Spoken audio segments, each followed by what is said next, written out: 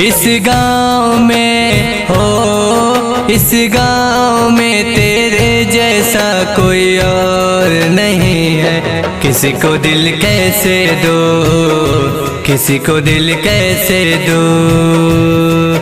एक तू ही प्रभु मान लिया, तू ही मेरा है।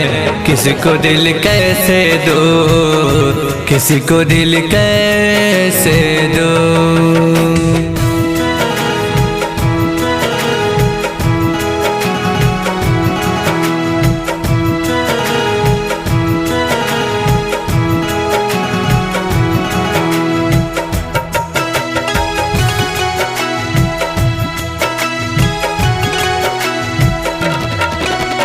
तू ही मेरी जान है, तू ही मेरा दाता है, तू ही मेरा जीवन है, तू ही मेरा सम्मान है।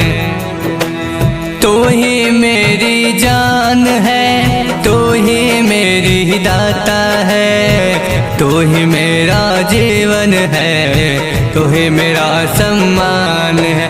मैं आ गया, मैं आ गया तेरे दर पर, तू ही मेरा उद्धार। किसी को दिल कैसे दो, किसी को दिल कैसे दो।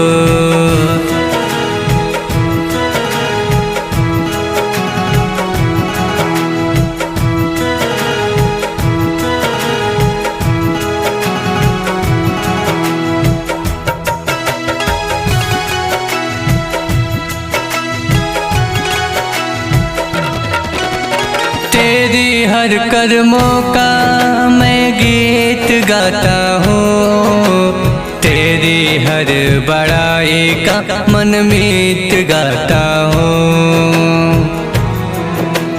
तेरी हर कर्मों का मैं गीत गाता हूँ, तेरी हर बड़ाई का मनमीत गाता हूँ। तेरे दर पे मैं तेरे दर पे मैं आया हूँ, तेरा दर्द गाता हूँ। किसी को दिल कैसे दो, किसी को दिल कैसे दो।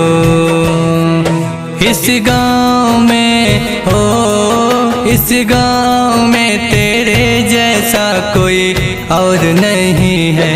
किसी को दिल कैसे दो, किसी को दिल कैसे दो, किसी को दिल कैसे दो, किसी को दिल कैसे दो, किसी को दिल कैसे दो।